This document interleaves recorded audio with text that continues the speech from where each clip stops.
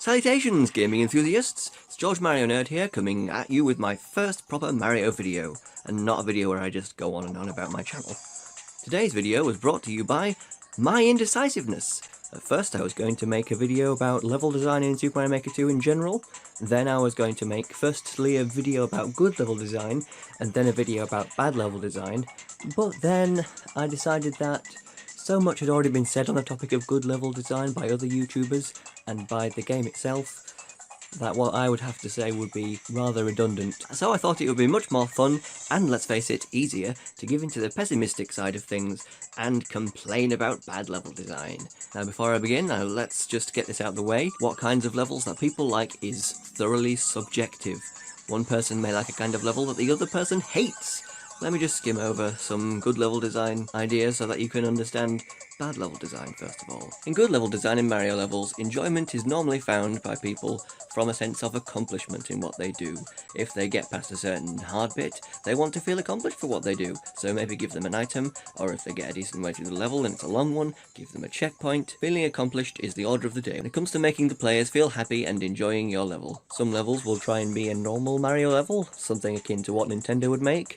Other levels are more gimmicky and use weird things in them, like perhaps they might use the night theme, where gravity is all messed up and stuff like that. Or perhaps they might decide to make a hard level. Now, there are levels that are really hard, and these are not necessarily bad levels. There are lots of people who get their enjoyment out of Super Mario Maker by pushing their skill to the absolute limits, and making themselves better in the process. Some of these levels are just Kaizo jumps and all sorts of weird technical feats that require deep knowledge of the game's mechanics and Mario's movement.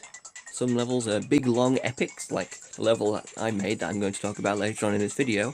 And some levels are just frustration-generating machines, meticulously designed to generate as many deaths from the player as possible, requiring the most precise platforming and knowledge of the level at every single point, lest you die again and again and again as you are torn apart by your desire to end the suffering and your obsession with beating it because you know deep down that you can because you've got so close and come on! Why put another challenge right at the end when I went through so much to get here?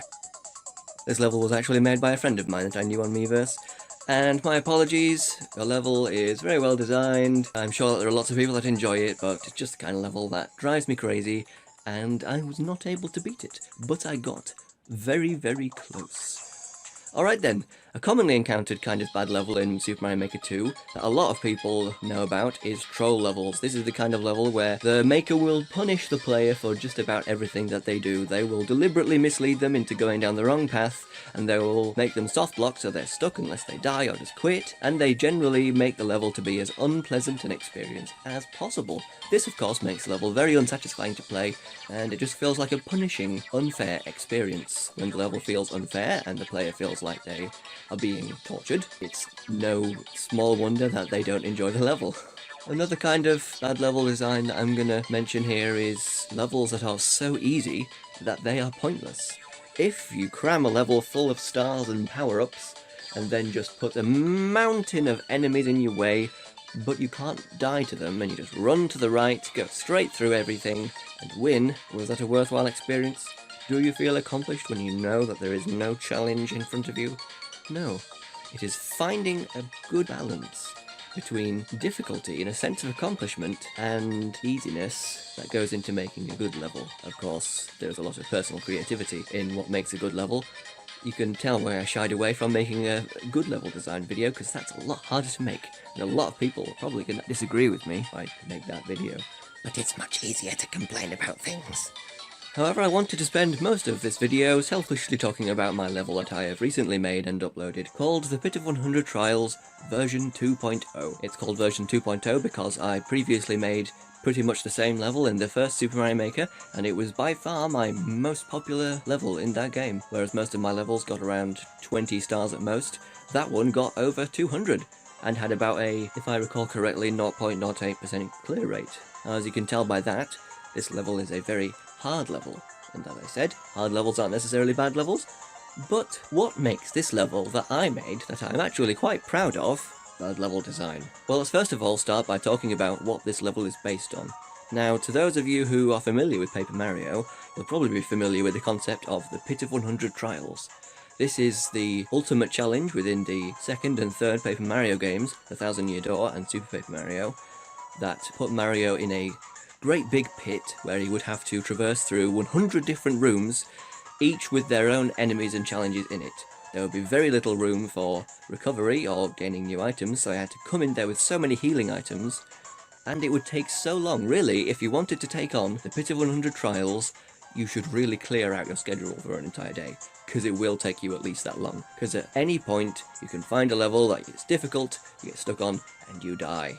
And it gets progressively harder as well. Now, of course, I can't make the rooms for my Pit of 100 Trials quite as big as they were in Super Paper Mario, so I've opted for little rooms, each with their own unique challenge, that fill up both the underground area and the above ground area, with a great deal of different challenges. But because of the nature of the thing that it's imitating, Pit of 100 Trials can have no checkpoints. So you have to go through 100 challenging rooms, all in one go, without any checkpoints. To be fair on my level though, I did allow the player a power up on every 10th room, so they get chances to get more powerful, and they get chances to get more hits, so that the player will have a better chance of making it through the thing. Some parts of this level will require precise platforming, some parts of this level will require dashing through spikes with a star, some parts of this level will require working out a puzzle. I really tried to cram in as many different challenges as I could, while also adding in some little tweaks that make it different from the original version of it in the first game that I made. In some places I hid some invisible blocks with mushrooms in them to make the experience less torturous for the player, but overall the fundamental level design of this level is extremely unfair. Now let me just tell you a bit about what it felt like to go through this level that I had made, or should I say this abomination that I had made. It's a beautiful abomination though. Playing through and beating the Pit of 100 Trials, or indeed any difficult, absurdly lengthy level, is a memorable experience to say the least.